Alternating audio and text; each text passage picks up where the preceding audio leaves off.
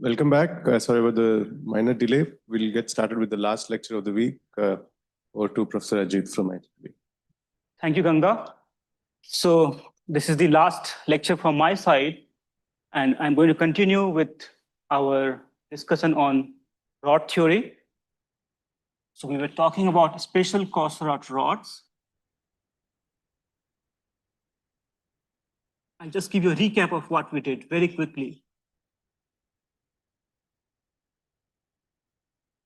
So basically, the kinematic variables that we have here, we have this center line of the rod, which is given by this vector little r of S, where S is the undeformed arc length along the rod. And then at every point on the center line, you also have the cross section where you have to attach the directors.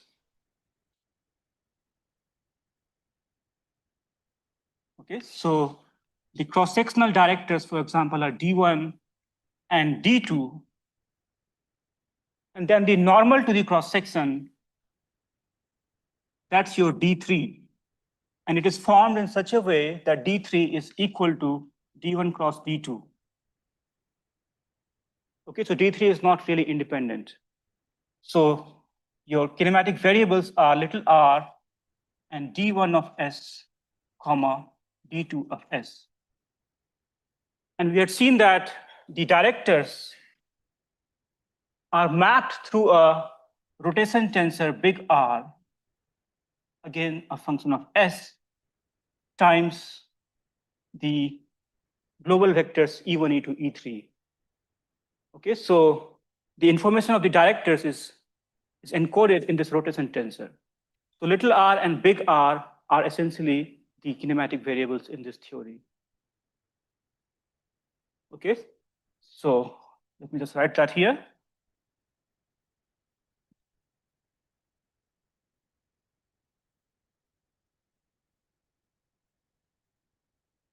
Then we also derived the balance equations of the rod, where we said that if this is your curve for the rod, then at every point along the curve, you may be having distributed load acting, which can act in an arbitrary fashion, non-uniform also. And that's given by the field little n hat for the distributed load. And then you can also have distributed couple acting along the arc length, which is m hat. And if this rod, if this is a segment of a bigger rod, then this is a cut section of the original rod. So when you cut it, this part of the rod is going to exert force and moment on this segment. And that comes by writing here that you have N of S and M of S. Okay, so without the hats, they are the contact forces that act in the cross section. Internal contact force, internal contact moment. All right? And then we had derived the balance equations, which was n prime plus n hat equal to 0 and m prime plus r prime cross n plus m hat equal to 0. Okay? And then we saw that we have actually more unknowns than equations. So you have this little r and this rotation big R, which has also 3 variables only. So total 6 unknowns and 6 equations. But you also have n and m, the stress resultants. So somehow you have to know how to relate these stress resultants n and m with the kinematic variables little r and big R. Okay, so we then postulated a strain energy density, which is energy per unit length for the rods. We said to begin with that it's going to be a function of kinematic variables, little r, big R, and also its derivatives, little r prime and big R prime. And you can actually keep going depending on whether you want to have a more higher gradient theory. But we are going to stop here. And then we applied material objectivity. Remember that the energy should be invariant for rigid rotations and rigid translation. So that's called MO, material objectivity, or MFI, material frame indifference. And what we had deduced was that it's essentially another function psi of these arguments.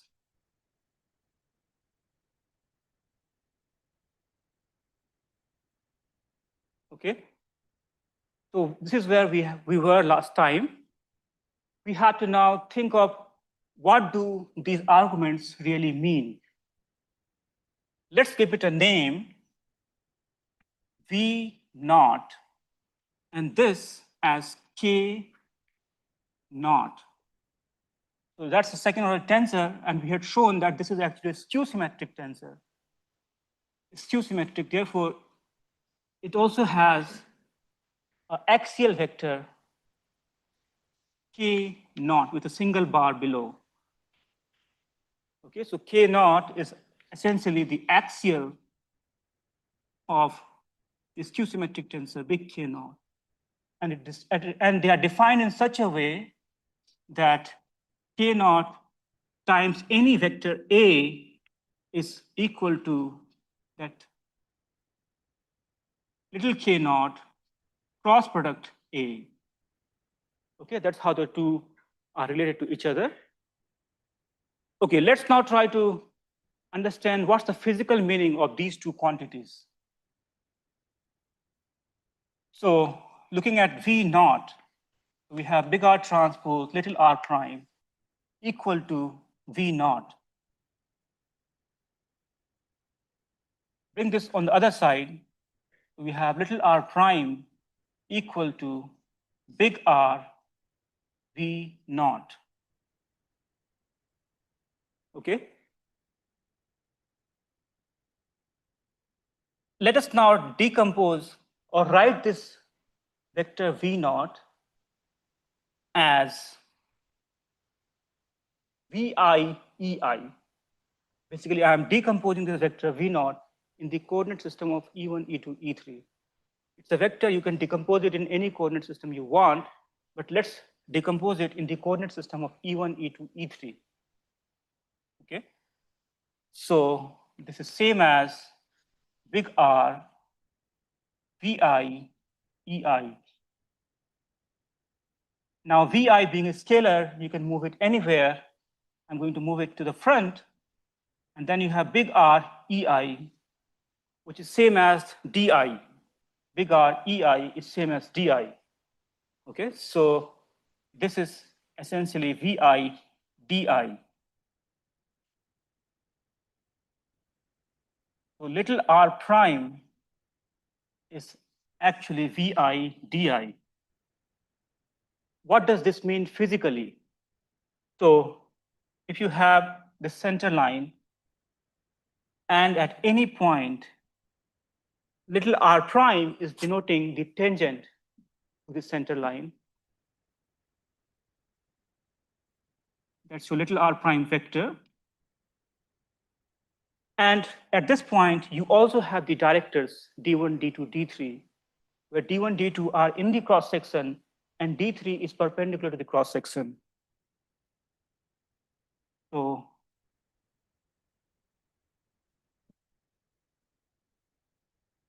maybe this is your D3, and then you have your D1 and D2. So D1, D2 are in the plane of the cross section, and D3 is perpendicular to the cross section. Now,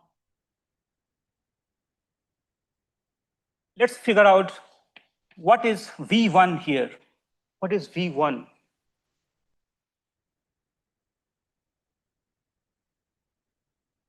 Or maybe let's dot the whole thing with E1.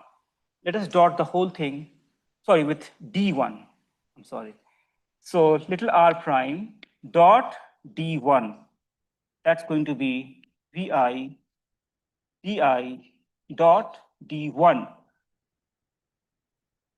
So di dot D1 will only preserve the one along E1 because di's are perpendicular to each other. So di dot D1 is delta I1 and Vi delta I1, Kronecker delta I1 is simply V1. So basically, V1 is the component of little r prime along D1. So look here, you have this little r prime, the component of little r prime along D1, where D1 is lying in the cross section. If little r prime were along D3, perpendicular to the cross section, then it will have no component along either D1 or along D2. So basically, V1 will only arise when little r prime and the cross-section normal are not aligned to each other, which you can recall we were doing Timoshenko beam theory, where the cross-section normal and the center line tangent were not aligned. That's what you see here. So this is actually called shear. This can only happen when you have two neighboring cross sections here, and they have a tendency to slide relative to each other in the transverse direction. Only then the center line will become perpendicular. The center line will not be along D3. Okay? So this is, V1 is actually shear along the local director D1. So you have a neighboring cross section here. If these two have a tendency to slip along D1, that is shear, V1. Similarly, if those two have tendency to slip along D2, that will be V2. So V1 and V2 are essentially shears. What is V3? So what is V3? In the same way, if you look at it, V3 is little r prime dot D3. So that's used typically, if there is no stretch, it is 1. But if the two neighboring cross sections, if they have a tendency to move away from each other or get close to each other, that's going to generate a V3 which is not equal to 1. So V3 is called axial stretch, therefore. Okay, so that's the physical meaning of V1, V2, and V3. So V1, V2 are shears, and V3 is axial stretch. It is 1 when there is no stretch. It is more than 1 when it is stretched. It is less than 1 when it is compression. And you just call it axial stretch. Okay, so that's the meaning of V1, V2, V3, which is encoded within this vector V0.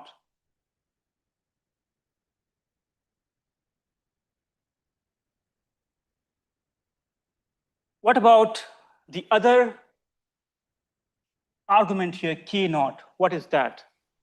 Yeah. Yes.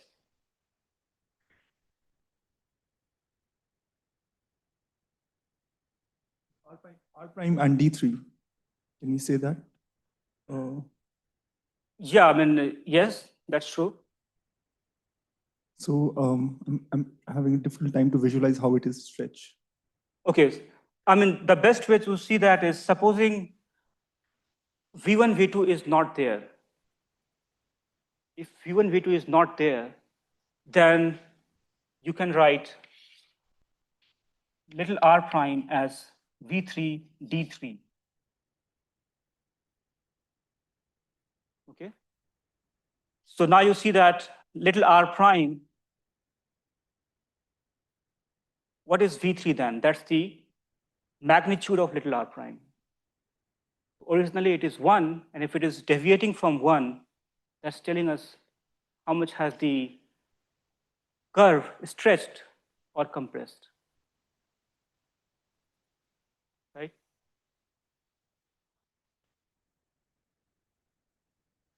Yeah. So this VIs, the shear and the axial stress, they're not actually arising because of any deformation, right? They're arising because of the change in the frame of reference. Because we're not actually we don't have any deformation yet. No, we have deformation. See, originally the beam was, you remember, originally the beam was straight.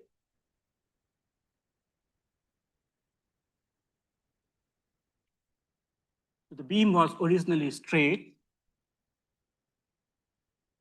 And here, little r of S is SE3. And rotation, big R of S, is identity.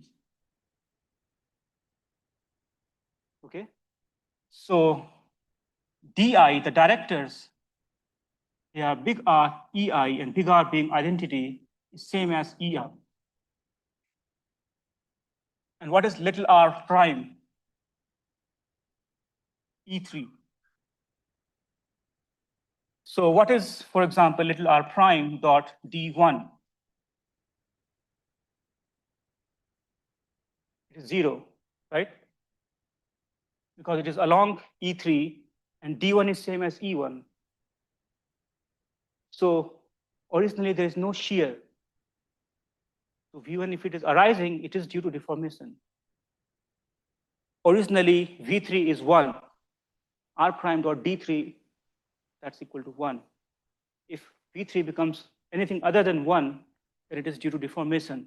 Okay, yeah, I got it. So, but then we're measuring the shear and the axial stress via the change of frame preference. Is it because we're using R? Like, I'm wondering where, like, what's the role of R transpose basically? Like,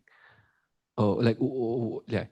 So okay, yeah. So what is the role of R transpose there? This is what you're asking, no? What is this doing? So if you write little r prime, I think we saw somewhere, yeah, that little r prime is VI DI. VI DI.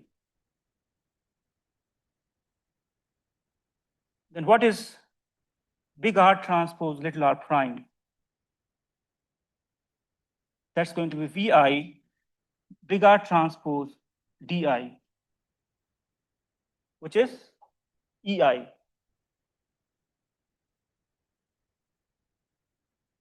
So big R transpose is simply, they say pulling back the directors to original EIs.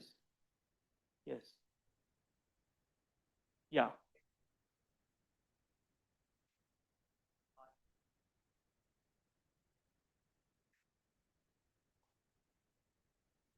Yeah, yes, you can think of it that way. So you're separating the rotation part from the deformation. So here also, this is what is being done. Yes.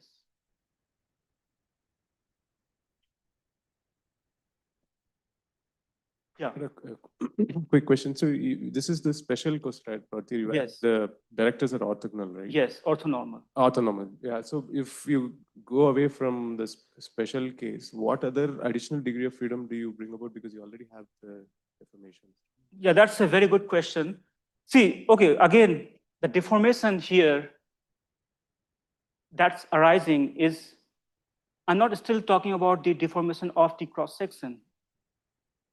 How the different cross sections are aligning with each other, with respect to each other. That is being taken care of through these PIs. But the cross section itself, how it has deformed, that has not been talked about yet. And none of these actually talk of the deformation of the cross-section itself. This is just saying how the cross-sections align with each other. So you have one cross-section, another. If you have a cross-section here, then you put second one here, third one here, fourth one over there, then that's going to generate shear. But cross-section itself is still the same way as it was originally. Yeah. Okay. So once we know what is this V naught, let's also talk about this K naught. Now, we know that the director DI is big R EI. Therefore, DI prime is essentially big R prime EI. Now let's slide in big R transpose and big R in here, multiply with EI. And notice that big R EI now becomes DI. Okay? And this big R prime, big R transpose is again a skew symmetric tensor. This is not the same thing that we have here. We have big R transpose, big R prime. Here we have big R prime, big R transpose. There is, of course, a relationship between those two. Let's call this K without naught. Okay? So this is K DI.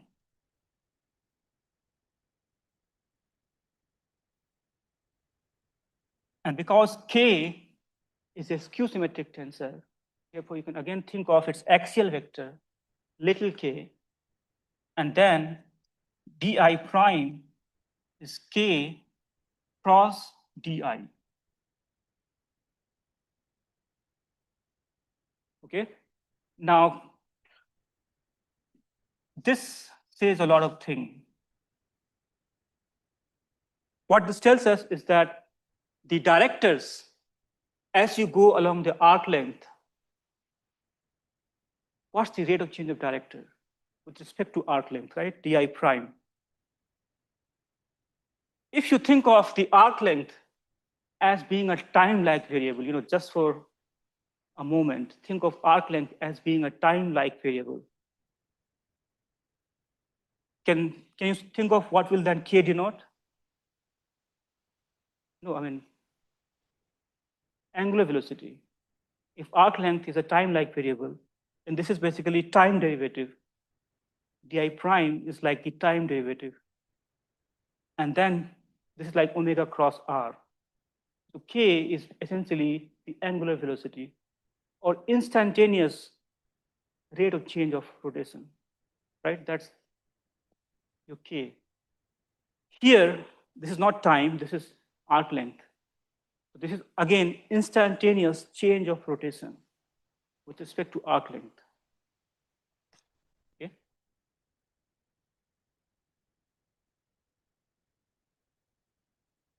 Instantaneous change of rotation with respect to arc length.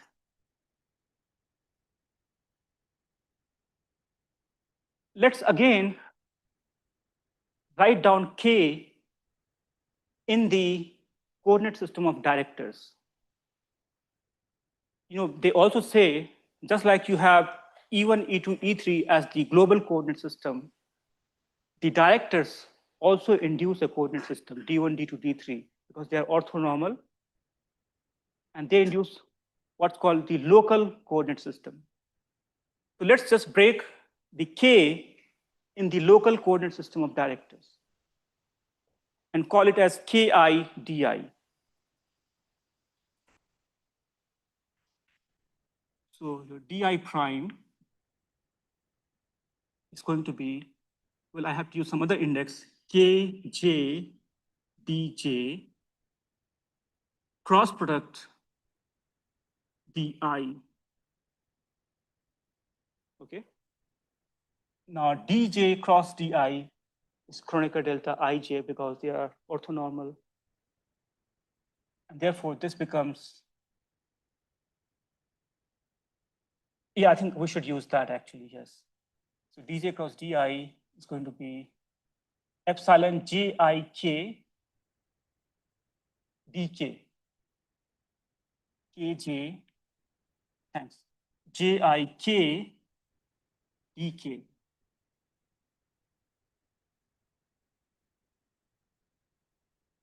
In particular, let us figure out what will be this when I is equal to 3. When I is equal to 3. Let's work this out. D3 prime is then kj epsilon j I equal to 3 k dk.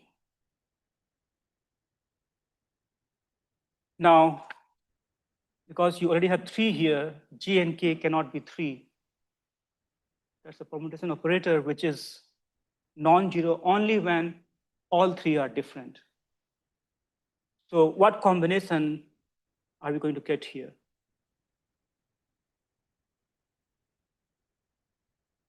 K can be 1 and 2.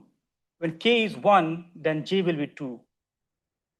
So you get k2 epsilon 2, 3, 1 d1.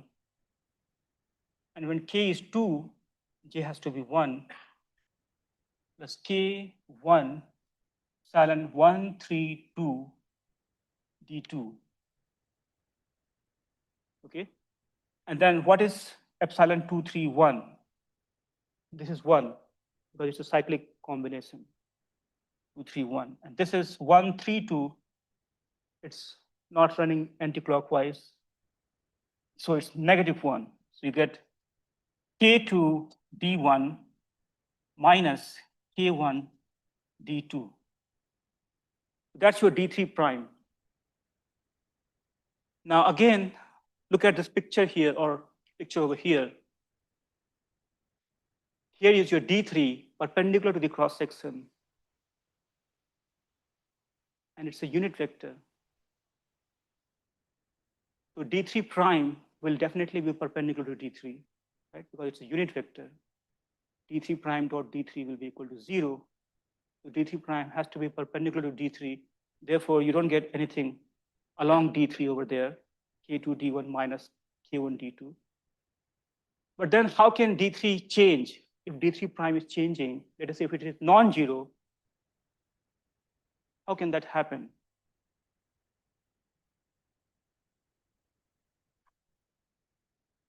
One way is that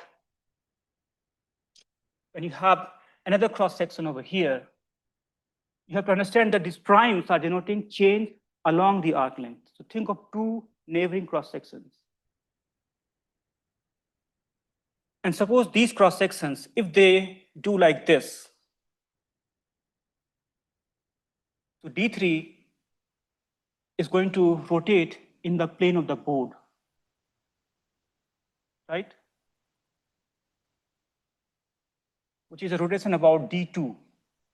If D2 is coming out and D1 is in the board, if D3 is rotating in the plane of the board, it means it's a rotation about D2. So if the cross section, their angle is changing, what is that then? Remember in Timoshenko beam theory, the curvature was d theta by ds. The change of theta with respect to arc length, that is your curvature. So here, normal is changing about d1. What will that generate?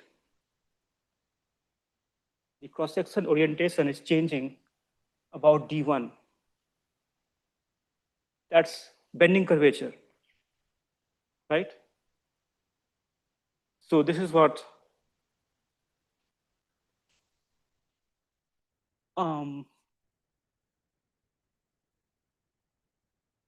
you have d1, d2, yes. So if it is changing about, sorry, this is d1 and d2 is coming out. So if it is rotating about d2, that's a curvature about D2, okay? And that's what we have here. So you have two components here. One is due to rotation about D2, another one is due to rotation about D1. And they are inducing local curvatures. It's a local curvature that you get. Okay? It's not the, as you move along the arc length, the curvature could also be varying. So K1, K2, and K3, they would also be changing as you move along the arc length. So these are denoting the local curvature. Another way to see this very clearly is, supposing your beam does pure bending. It bends into a circle. And say this is E1, E3 plane, and E2 is coming out. Okay, E2 is coming out of the board. And then you have these cross sections, which were originally having its orientation along E3 when it was straight. The normal was along E3, but now it is no more along E3. The normal is in the plane of E1, E3, but not aligned along E3. So how will you denote the rotation at any arc length S, for example? At any arc length S, as you go, notice that it's a rotation about E2 axis, isn't it? The cross sections are all rotating about E2 axis. So can we find out what will be the rotation matrix corresponding to this? If it's a rotation about E2 axis, what is that?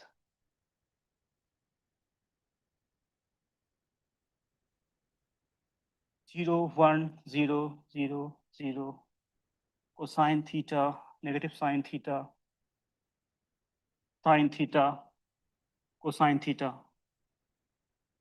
right? Let's figure out what will be big R transpose big R prime.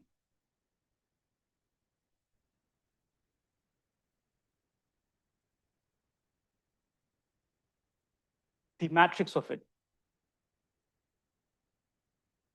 So big R transpose, take the transpose, cosine theta, negative sine theta, sine theta, cosine theta, 1, 0, 0, 0, 0.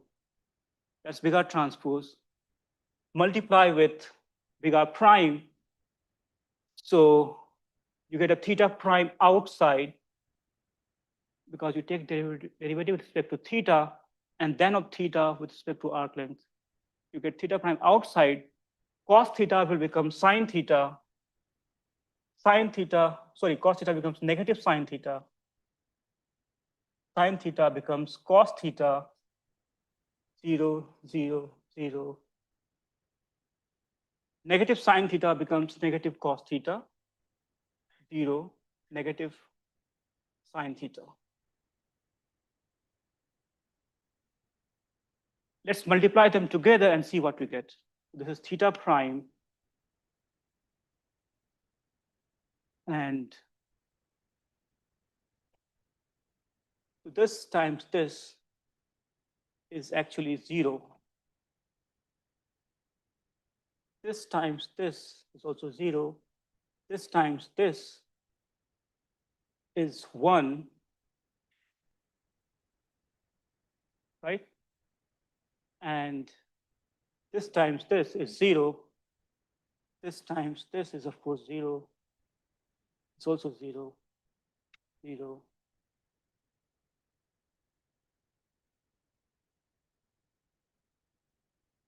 Okay, this is not 0. This into this is negative 1. This into this is 0. It's also 0. Okay, so this is actually your K naught as we had defined K naught, because what we got is big R transpose big R prime. And if you try to find out what will be the vector K naught, that's going to be theta prime.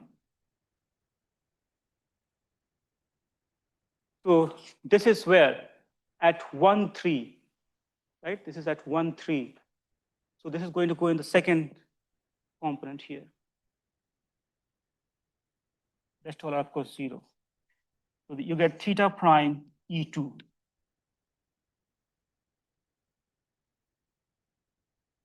So indeed, you see that what you got here, K naught, as theta prime E2, meaning that's your K2 bending about E2 axis in this case. And since E2 is same as D2 here, so it is also bending about D2 axis.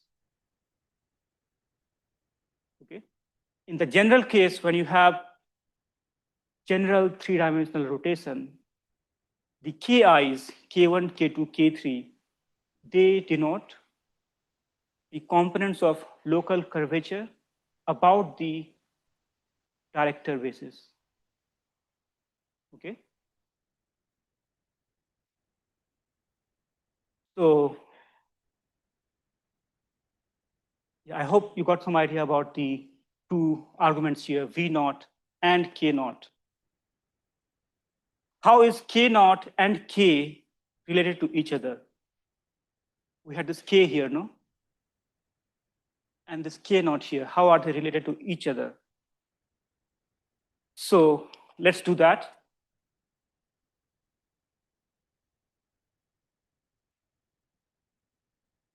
So K is big R transpose, which we can also write as, sorry, yes, big R prime. So we can also write it as big R into big R transpose into big R prime into big R transpose. I just put in big R into big R transpose, which is identity. And this thing is your K naught, right? So this is same as big R K naught big R transpose.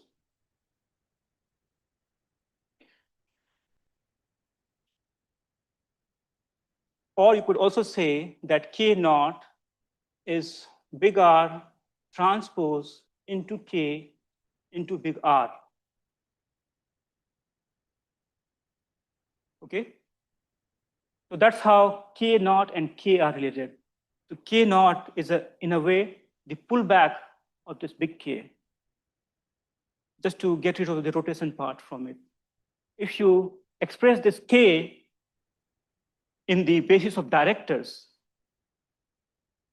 you're going to get big R transpose Kij di tensor product dj expressed in the basis of directors into big R, which is same as Kij big R transpose di tensor product big R transpose dj, which is big Kij ei tensor product ej. So if you look at these two, this is your K and that's your K naught. What you see here is that the coefficients are the same, Kij, Kij. It's just that K is expressed in the director basis, whereas K naught is expressed in the global basis. You're just trying to get rid of the rotation part from it.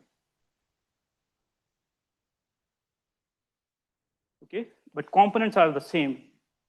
In the same way, you could show that the vector K naught is actually big R transpose into K. the tensor k naught, this is how they pull back, but the vector k naughts, that's how they pull back. And when you write k, as we had written as ki di, this is then big R transpose ki di, which is same as ki ei. So again, the components are same. It's just that k is expressed in director basis, whereas k naught is expressed in the global basis.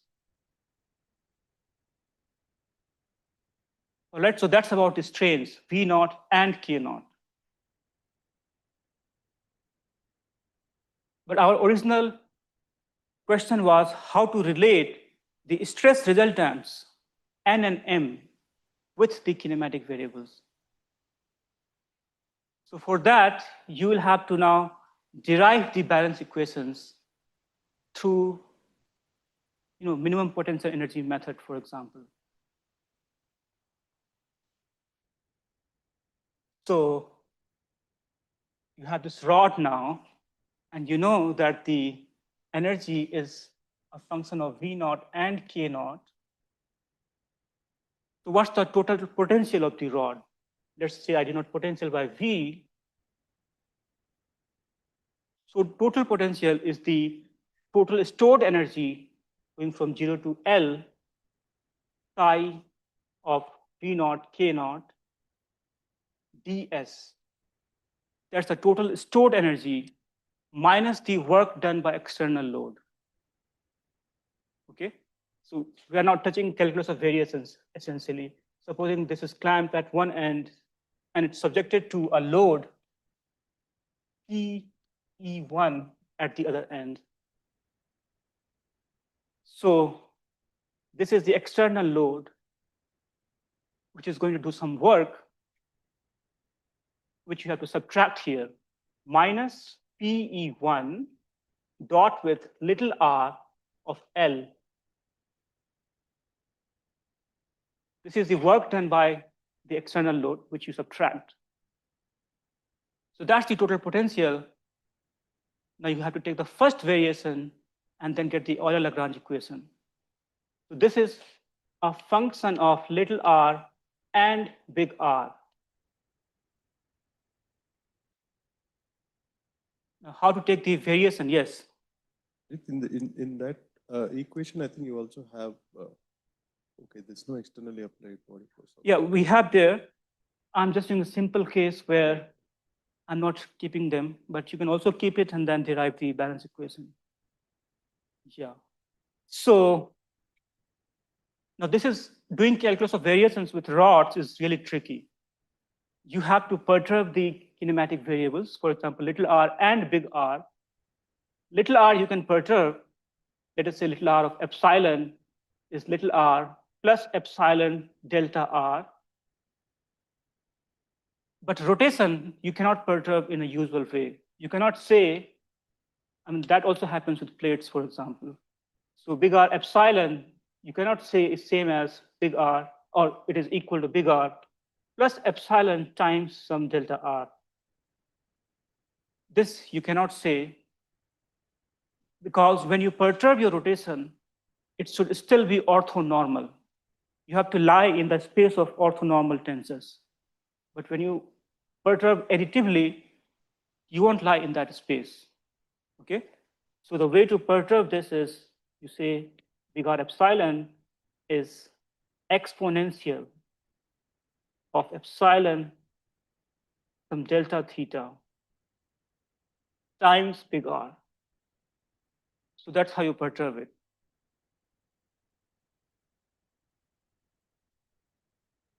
So once you plug in your little r epsilon, big R epsilon here, get your V naught epsilon, K naught epsilon, the perturbed strains, then take the derivative dV d epsilon and find the Euler-Lagrange equation.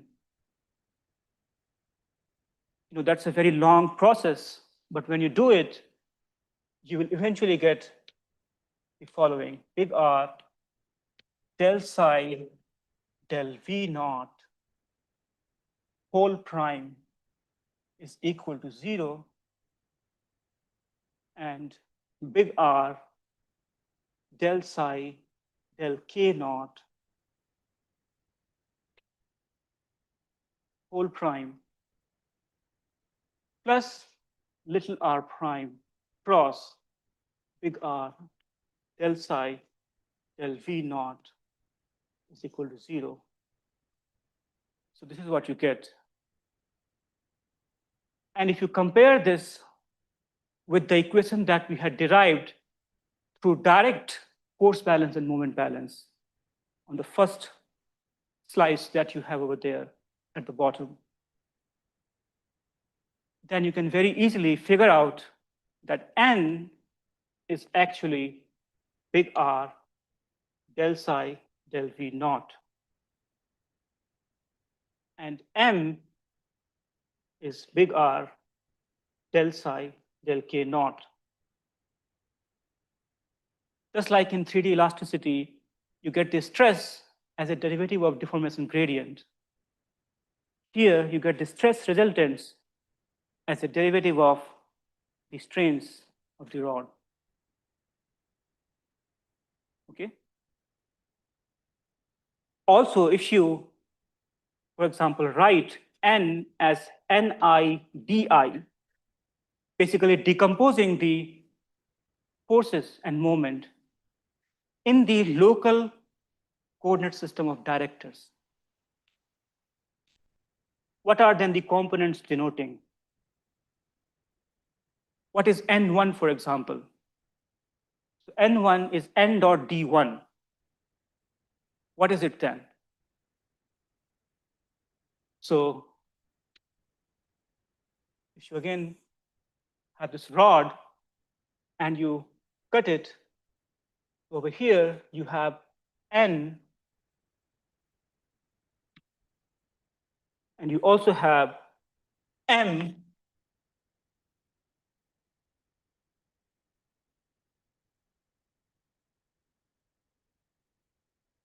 and then the local directors, let's say D1, D2 coming out of the board, and D3.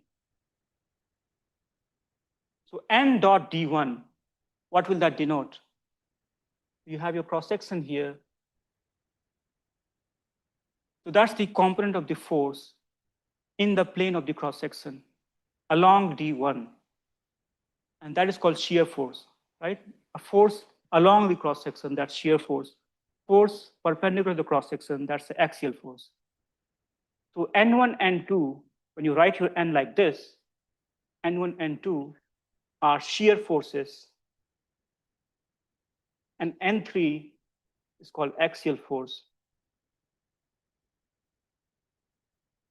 M1 and M2 in the same way, they are the bending moments.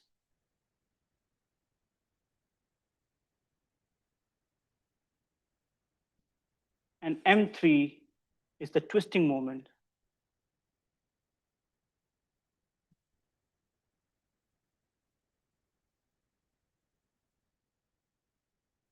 And when you plug in this form of N in here, you can also show that Ni is actually del psi over del Vi. Because your N is Nidi, bring your big R on the other side, it becomes Niei. And then that's your del psi over del V naught. Okay, so Ni is del psi over del Vi, and Mi is del psi over del Ki. Okay, so that's also called constitutive relation, getting stress resultants through the energy.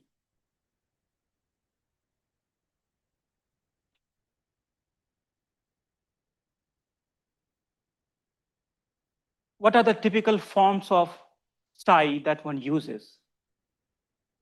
A very simple form which holds for a rod made up of isotropic material is that your psi has this form, half of A into V1 square plus V2 square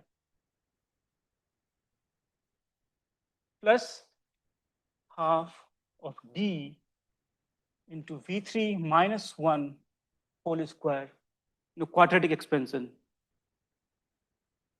plus half of, let's say you C, K1 square plus K2 square plus half of B into K3 square. So very simple quadratic expansion. And then this A has the meaning of shear stiffness.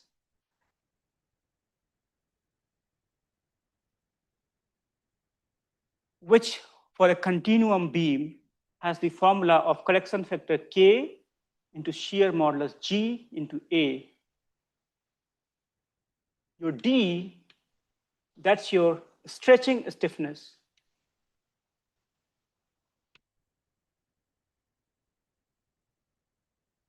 Which has the formula of E times A. The C is the bending stiffness.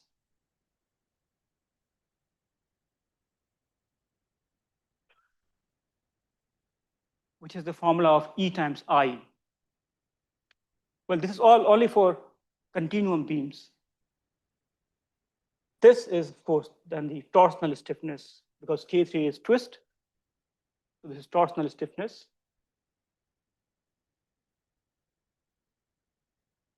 Which has the formula of G times J.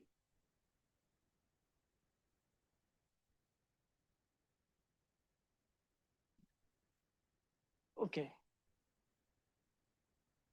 I mean, this is where you assumed that the energy is quadratic. Why should a rod follow quadratic energy model?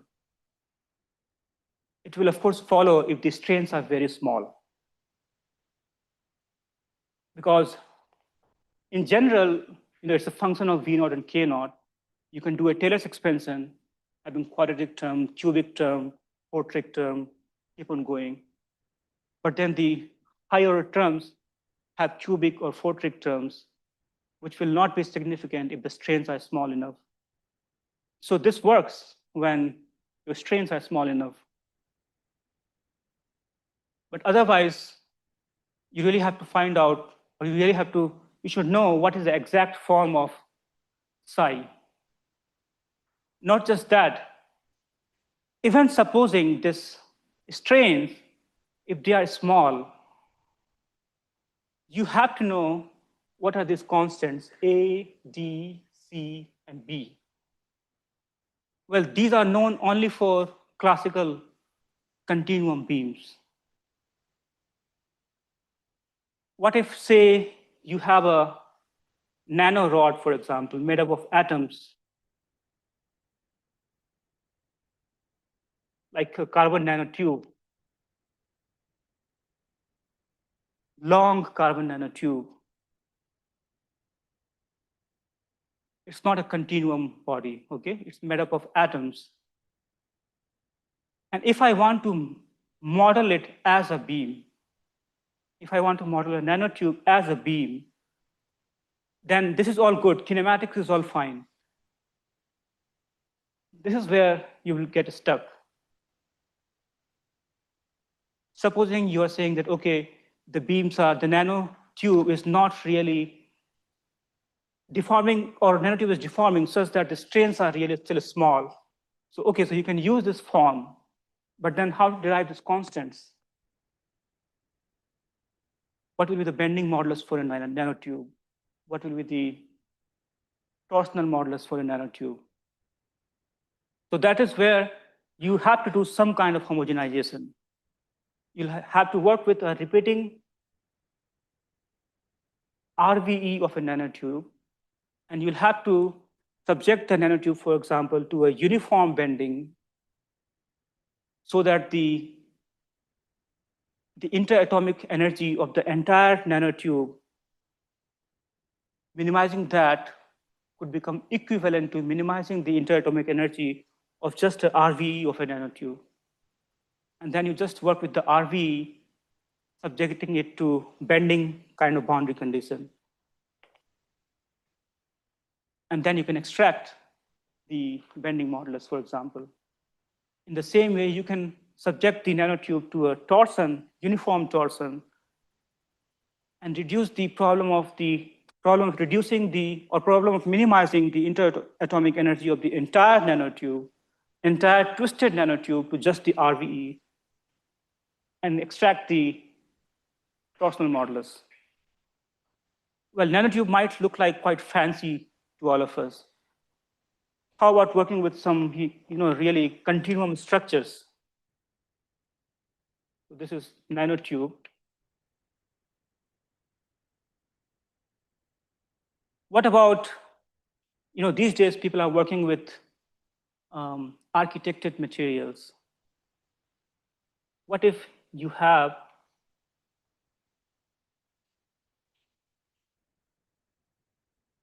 a beam? It's difficult to draw it. Maybe I'll do a simple beam.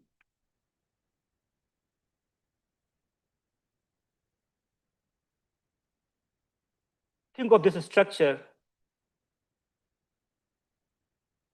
It's a continuum structure, which is made up of cross lattice. This cross RVE is being repeated to form this beam-like structure. And within this RVE, you have these 4 beams connected at the joint. Now, of course, because it's a continuum structure, you can model each of the rod individually and then do a simulation. Instead, how about thinking of it as a beam, as a homogenized beam? Again, when you're thinking that everything is good, you will just get stuck there. What will be each of these constants? So again, you'll have to subject this to uniform bending, for example. And because it is uniformly bent, reducing the energy of the entire structure will be equivalent to reducing the energy of 1 RVE. So you just do an RVE calculation, subjecting it to what's called bending boundary condition, which is non-trivial. We'll talk about that. And then you can extract the stiffnesses. You can do this not only to get these linearized constants, which is at the quadratic level, but you could also do this to extract the other constants which are there. There could also be coupling, for example, between stretch and twist. There could be a coupling constant here. All of that will automatically come out of this homogenizing process. Okay, so that's the next thing that I want to talk about. But I think I have half an hour left now, isn't it? So I'll just give a brief overview of that, and then I'll also show some slides. Yeah.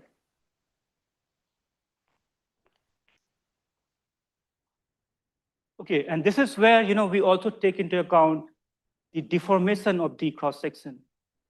When you have to figure out those constants, you will also have to take into account the deformation of the cross-section.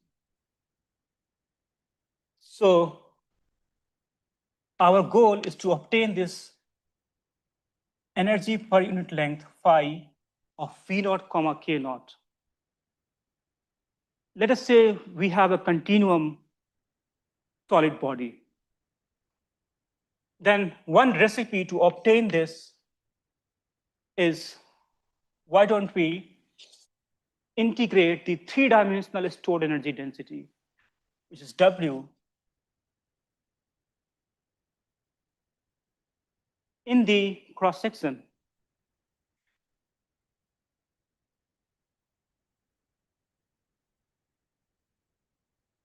Right? Because ultimately, a beam is a 3D body, and I want to get the energy per unit length. As the beam gets deformed, the cross-section is also going to deform. Figure out what is the stored energy density, W, integrate this, and that will give you this. So indeed, I mean, that's what one should do. But this requires that we know what is big F at any point in the cross-section. But to know that, this big F, we have to then know what is the underlying deformation map, right? So if you remember in the last class, we had said that Entman gave the following rigid cross-section kinematics.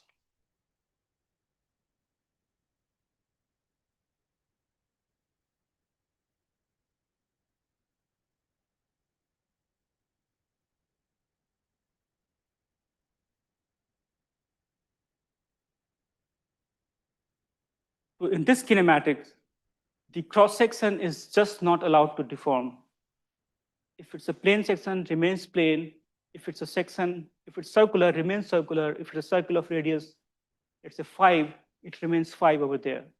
So cross-section just does not deform in this kinematics.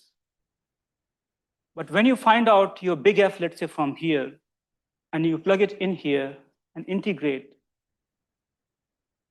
you will get wrong result. Why? I mean, one very simple way to look at this is, supposing you have a beam and you are stretching it.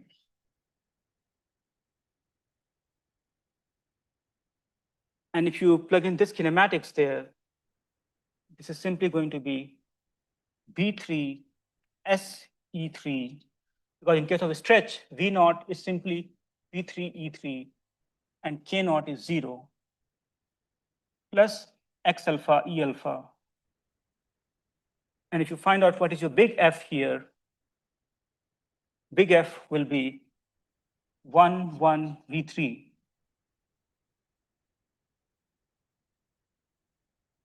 With this big F, uniform deformation gradient, put it in here, integrate this, you'll get energy. And then if you want to get the stiffness, the stretching stiffness, you take the derivative of this energy with respect to stretch, second derivative, del 2 phi over del V3 2.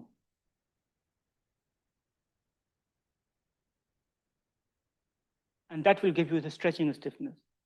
When you work out the whole thing, you will see that it's going to be lambda plus 2 mu into area.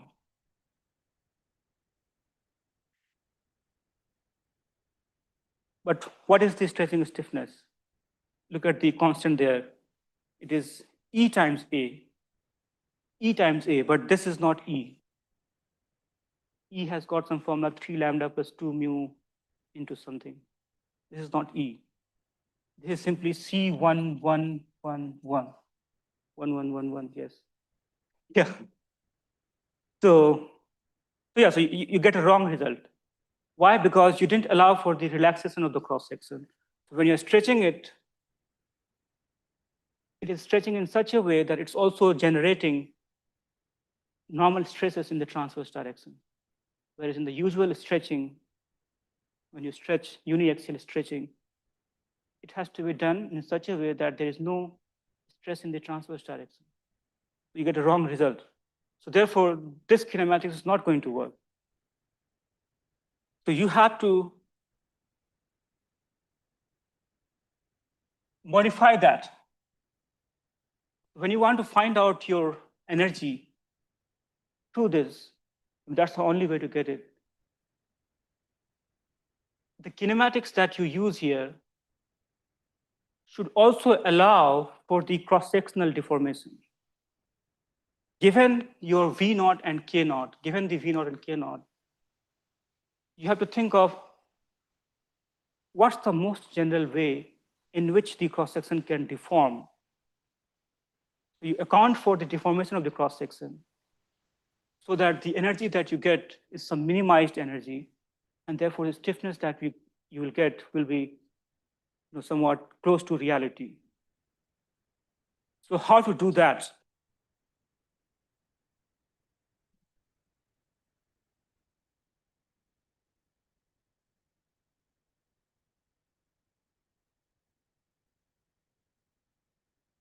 Aziz, I have one quick question. Yeah.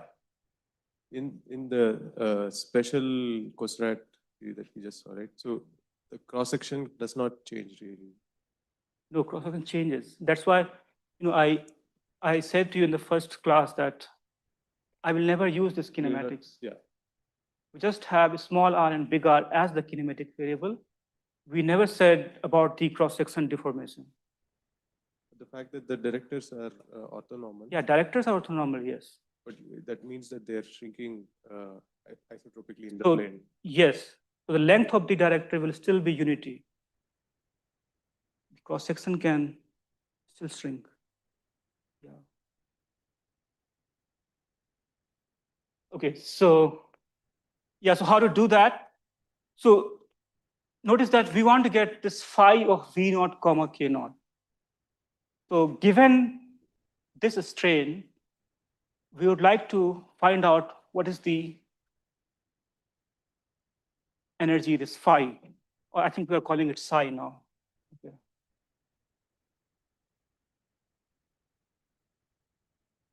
Why don't we construct a beam which is subjected to uniform V naught and K naught,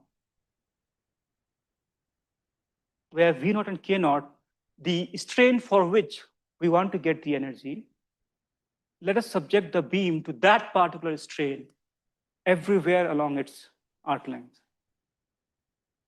Okay?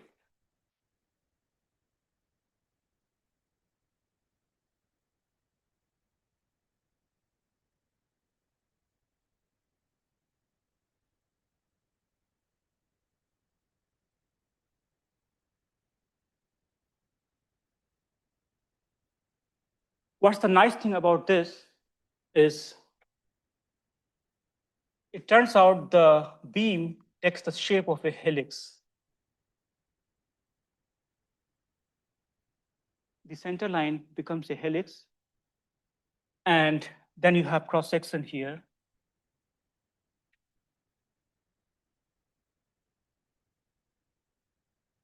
This happens for arbitrary combination of V naught and K naught. Choose whatever V naught, K naught you can.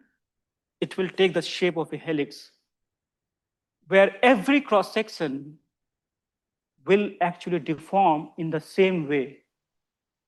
Why? Because at every point, you have the same V naught and K naught. So there is no reason for a cross section here to deform in one way and a cross section over here to deform in other way. So every cross section is going to deform in the same way. What's the nice thing about this deformation is that you can then reduce the minimization of the energy of this entire rod or beam to just one cross section, because every cross section is deforming in the same way. So you can reduce the minimization of this entire rod to just one cross section. And when you do that, you'll get an equation, and the cross section has to be essentially subjected to a boundary condition which respects this uniformity in V naught and K naught. Okay. Now, what will be the deformation map in such a case? So this is going to be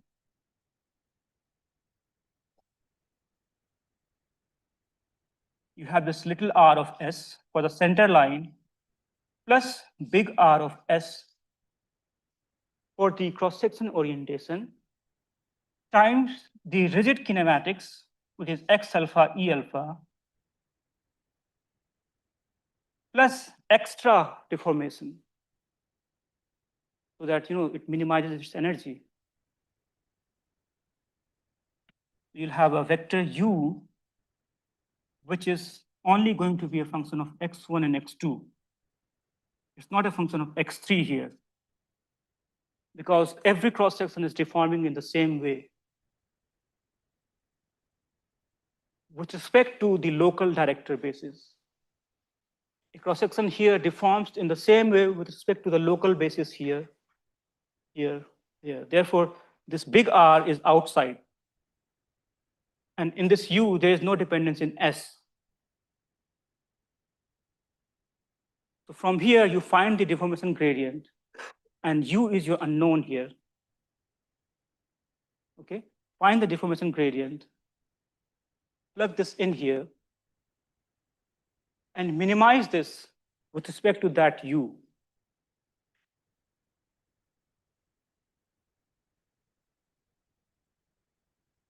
So again, to minimize this, you have to go through the first variation. You get the Euler-Lagrange equation for the cross section. Solve that, you'll get your U for that given V0 and K0. Plug it back in that kinematics, find out your big F, integrate, that will give you your energy. Take the second derivative, you'll further get the stiffness constants. So that's essentially the idea, how to get and doing this, of course, has got many details, which I will share with you guys later on. And there could be, because this school is about growth, it could also happen, for example, that you have a beam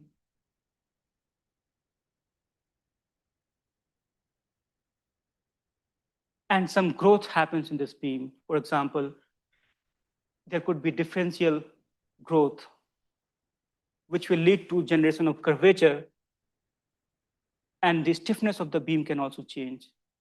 So in that case, again, how to get the stiffnesses or how to get the energy from here. The cross-sectional problem will be the following. You have your psi of V0, K0, which is equal to integration over the cross-section, 3D energy W as a function of just the elastic part of deformation gradient, A, which is actually F into G inverse, right? G could be prescribed times the Jacobian of G, I'll say JG dA.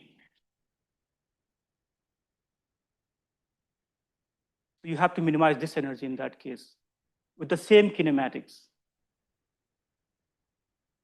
And if it is incompressible, you also plug in the incompressibility constraints. Lagrange multiplier times determinant of A minus 1 d omega naught.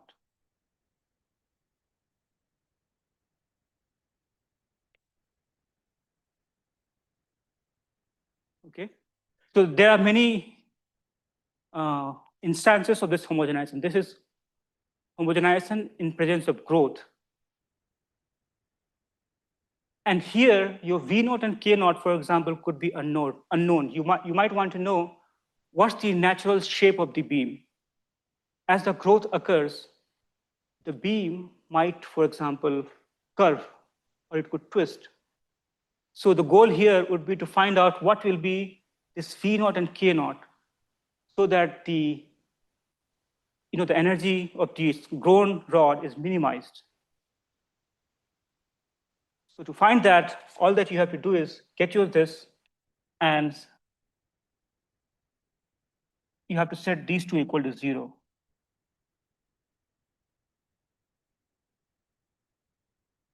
Essentially, the configuration in which this beam will stabilize after growth will be the one where it has no forces and moments in its cross-section. Okay? There are, of course, several more instances of homogenization. How do you do homogenization when you have a rod-like metamaterial? So there, instead of minimizing this W, when you had this cross beam as your RVE, cross lattice, this will be the energy of each of the rods summed, which you have to minimize. Okay, so we basically had 3 lectures about rods. We started with Euler-Bernoulli and Timoshenko beam theory. In the next two lectures were about special Cosserat rods, which we had motivated in the first lecture, saying that the Euler-Bernoulli and Timoshenko beam models hold only when the slope is very, very small. dy by dx is very small. But when the slope becomes finite, for example, when a beam curls around itself, that is something you cannot do using Euler-Bernoulli or Timoshenko beam model. So where do such things happen? For example, when you have a curly hair, it can curl like anything. You cannot model this using Timoshenko beam theory or Euler-Bernoulli beam theory. Or when you have submarine cables, these telephone cables, plant tendrils, as they grow, they curl. Likewise, when you have a stent put in a heart, there are so many examples also from nanoscale. You have a nanotube or a DNA. This is a cartoon of an actual DNA experiment with a single, one molecule of a DNA. So what is being done here is that this is tethered on one end, and then at the other end, it is being twisted through optical tweezer. And as you twist it, it forms this plectonium-like shape. And this happens also with cables. When you take a cable, you twist it, it will form such shapes. So the mechanics at the continuum scale also plays very well at the nanoscale. Then recently we have the soft robotics application. This is, for example, octopus arm. Each of the arm is made up of architected materials, but this is overall like a beam. So how do you model it as a beam? Then you have the cilia, which is beating in a hydrodynamic environment. So the cilia you have to model as a rod, but then you have to also take into account the fluid forces. So there are many applications where you can think of using rod theory.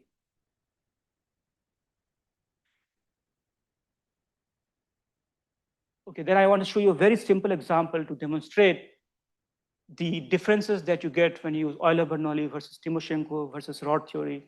So this is a cantilever problem, clamped at one end and subjected to a force at the other end. Then this is the Euler-Bernoulli boundary condition, clamped boundary condition. This is the Timoshenko beam theory boundary condition. And this is the boundary condition that you get if you are using rod theory. Now, look at the curve. Remember, we had that ratio.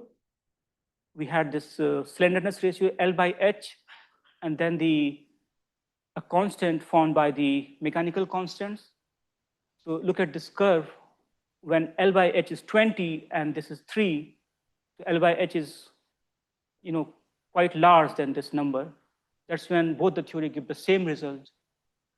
But when L by H is 5, for example, and this is 3, then you get different results. Okay, so there you saw differences between Euler-Bernoulli and Timoshenko. But what happens when you have all three together? Then at large load, that's when the beam starts to curve a lot. The extensibility also plays a role then.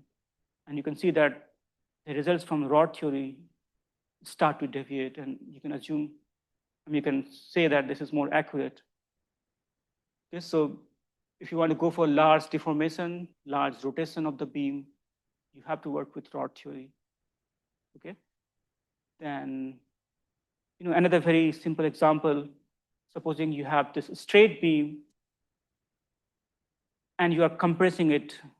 So as you compress, it's going to buckle, right, eventually. So how does the buckling load vary versus L by D, the aspect ratio? So buckling load, we know it is, for example, 4 pi square EI by L square for the clamped beam. But that is only for beams which are inextensible, where you cannot have either axial stretch or shear. So therefore, this blue curve that you see is for a Kirchhoff rod, which is inextensible rod, and it is 1. But the moment you take into account stretch and shear, the buckling load also changes. Something like Timoshenko beam model, where you also have shear. And we had seen that if the L by D is not very high, then shear effect is also prominent. And therefore, the buckling load in the red curve does not follow this formula, because this formula was when you neglected stretch and shear. In fact, something more interesting can happen. So this formula is for 4 pi square EI by L square is when a beam, you have a beam and you're just compressing it. But supposing you take a beam and you twist it, you twist a beam, then keep the twist fixed and then compress. Then what's the effect of the initial twist on buckling? You have to keep the twist fixed. With that twist fixed and you're compressing it, how will the buckling load change? So this is that curve. As you twist more and more, the buckling load reduces. And in fact, it also becomes tensile. What this is telling us is that if you twist a beam a lot, you don't even have to compress it. It will automatically buckle. And if you want to keep it unbuckled, then you have to actually apply a tensile load to keep it unbuckled. So that's why the buckling load has gone on the negative side. Yeah. And how does the buckle shape look like? So this is how it looks like. The usual the usual Euler buckling profile is planar, but this is how it gets when you have also twist in it. Okay, so that's simple examples to demonstrate what can happen with beams or rods. This is something I was touching also. For example, you have this nanotube or this stent. You want to model it as a beam or as a rod. Everything is fine except for this energy model. How do you get these constants? And what if the deformation is so large that it does not follow the quadratic model? Then how to obtain those coefficients, these constants? How do you get them? So as I was showing there, you have to subject the rod to a uniform V0 and K0 so that it takes a helical shape, and then the problem reduces to just a cross section. And that's what's going to happen here. So this is just a cartoon. So you have this macroscopic rod. This could be stent, this could be a nanorod, or this could be simple continuum rod also. So at every quadrature point, you have to solve a micro scale problem. That cross-sectional problem you have to solve. So at quadrature point, you would know what is V0 and K0. It's passed to the micro scale problem. You have to solve the cross-sectional problem, and then once you solve it, it then gives you back the stress resultants and stiffnesses. And that's how this multi-scale framework will work.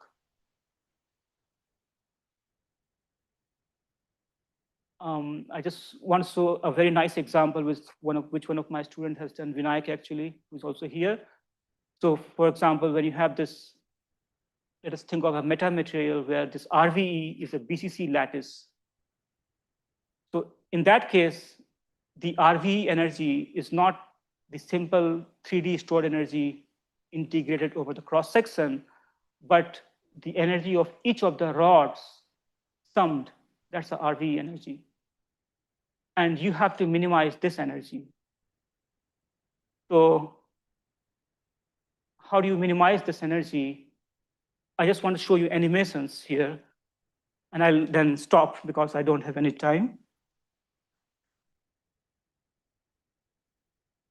So I think some of you may have seen it also in his poster, but looking at the animation will give you more idea of what's happening. So here, for example, you have that same BCC RV, and down here you have that, that rod-like metamaterial. And if you do simple stretching to it, simple stretching, look at what's happening. So as you keep on stretching, initially, the individual beams are deforming in a bending, it's bending dominated deformation, but eventually it undergoes stretching dominated deformation. Therefore, when you look at this response, macroscopic response, the slope initially is not very high because it's undergoing bending, which is easier. But later on, when it undergoes stretching, it's tough, and therefore it stiffens. And this is something which is also seen with polymeric materials. Polymers, if you stretch them, it first, whatever is the curl, that's going to untwist, and then it stretches. There is no entropic elasticity here, but what's happening is initially it is bending dominated stretching, and finally it is stretching dominated stretching.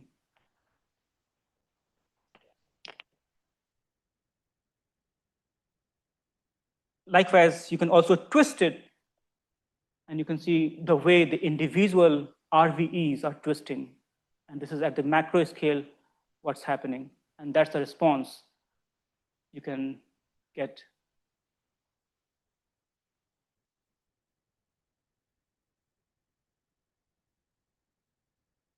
Okay, I think I'll stop here. And thank you for your time. If you have any questions, please feel free to write to me on rods. Thank you.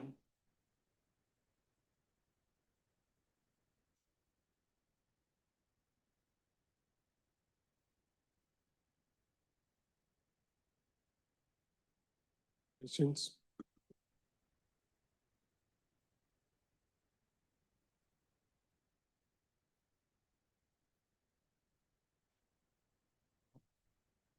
How do you govern the growth here when you said differential growth? Let's say you can have volumetric growth or surface growth. Correct. So computationally, how do you handle surface growth kind of technique? Okay. So basically, when you write your energy there, no? Here, if you also have surface growth, then the energy of the cross-section will not only be the energy of the 3D bulk energy integrated over the cross-section, but also there will be a term of surface energy integrated over the circumference of the cross-section. Yeah. And you take that into your numerical framework and you can solve it then.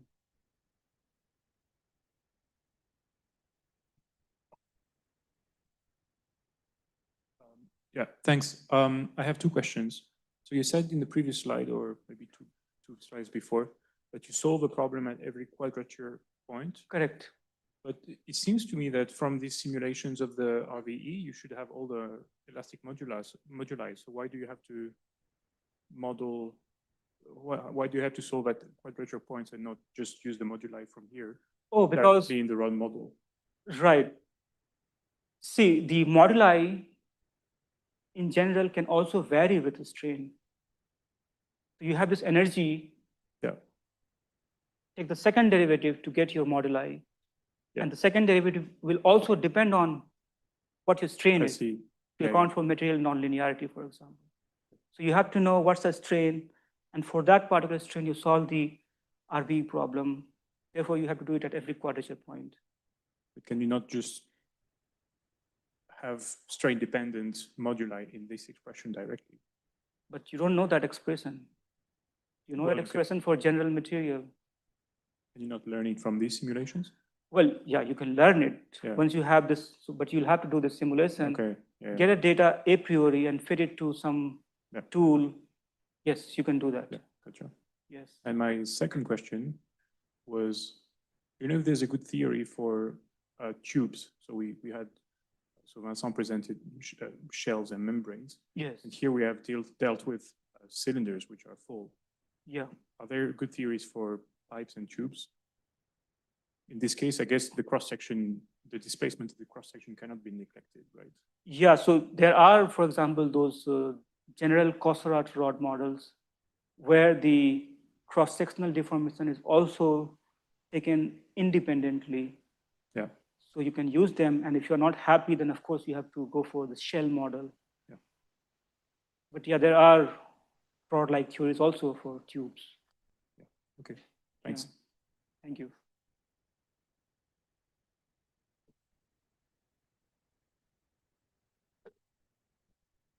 I also had a slightly related question. So in these simulations that you're doing, if I understand correctly, so you have energy of individual, essentially Cosserat rods combined together, and then you have an effective total energy, Yes. like the one that you have. Yes.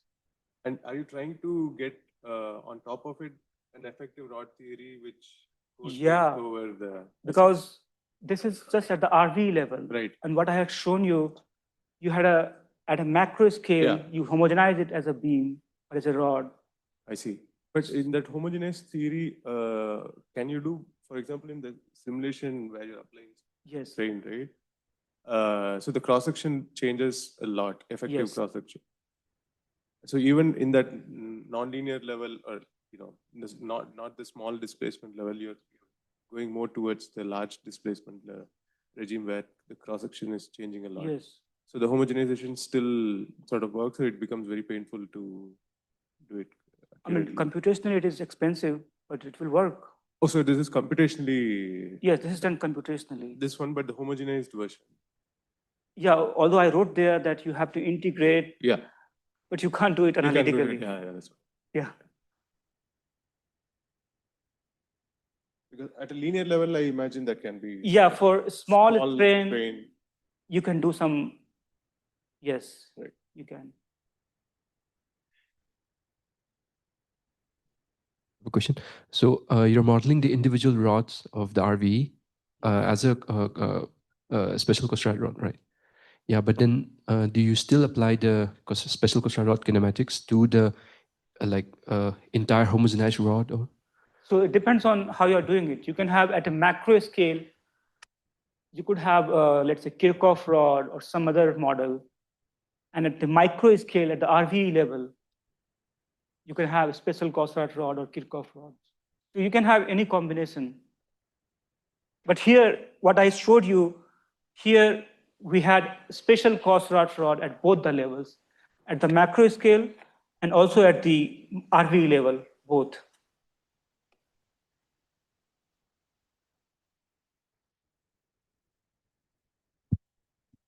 Yeah, but I'm trying to understand, like at the micro level, it makes sense. Like each rod behaves like as a Cosserat rod, but at the macro level, you don't necessarily have like a cross section. Like it's an RV, so like what do you take as a cross section at the macro level? Oh yes, the cross section is the RVE. So it's not like a plane. Okay. It's the RVE having some finite length. And then when you get the energy, when you want to find out the rod's energy, you divide by the length of the RVE to get energy per unit length. Okay, so you sort of take like an average version. Yes. In a sense. Okay. Averaging over the length of the RVE. Oh, okay. Yes. Thank you. Yeah.